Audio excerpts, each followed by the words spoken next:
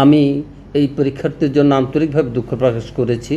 College ক্যাম্পাসে নির্মাণাধীন মালামাল এবং ক্যাম্পাসের প্রবেশপথে সৃষ্ট গর্তের কারণে একজন পরীক্ষার্থী পানিতে পড়ে যায়।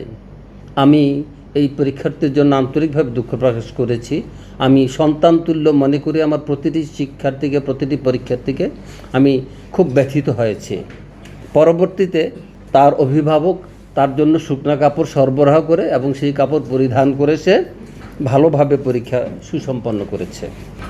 এখনও পরিস্থিতিতে বোর্ড কর্তৃপক্ষ কর্তৃক গৃহীত পদক্ষেপ সমূহ: ফায়ার সার্ভিস সিটি কর্পোরেশনকে বিষয়টি অবহিত করলে প্রতিষ্ঠান দুটি তাদের গাড়ি, নৌকা ও ভ্যান যোগে পরীক্ষার্থীদের কেন্দ্রে পৌঁছানোর তাৎক্ষণিক ব্যবস্থা করেন।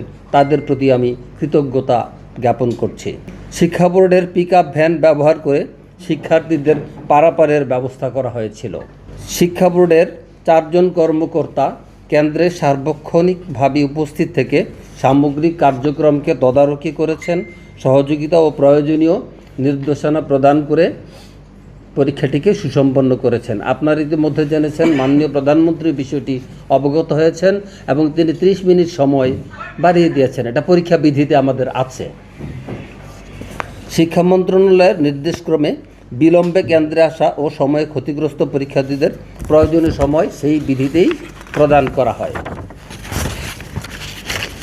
পরবর্তী ব্যবস্থা: পরীক্ষার্থীদের সামগ্রিক অসুবিধা বিবেচনা করে শিক্ষা মন্ত্রণালয়ের নির্দেশে কুমিল্লা সরকারি মহিলা কলেজ কেন্দ্রের পরীক্ষার্থীদের চলমান পরীক্ষা রুটিন অনুযায়ী ভাষা সৈনিক অজিত গুহ মহাবিদ্যালয় কেন্দ্রে পরীক্ষা নেওয়ার জন্য সুব্যবস্থা করা হয়েছে। পরীক্ষার্থীদের তাৎক্ষণিক পরিবর্তিত পরীক্ষা কেন্দ্র সম্পর্কে অবহিত করে নোটিশ দেওয়া হয়েছে এবং প্রেস বিজ্ঞপ্তি দেওয়া হয়েছে।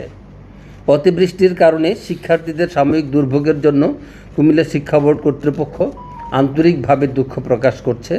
একই সাথে ভবিষ্যতে এ ধরনের সৃষ্ট পরিস্থিতি মোকাবেলায় ও প্রয়োজনীয় ব্যবস্থা গ্রহণের জন্য অধিকতর সতর্ক থাকবে বলে দৃঢ় আশাবাদ ব্যক্ত করছি।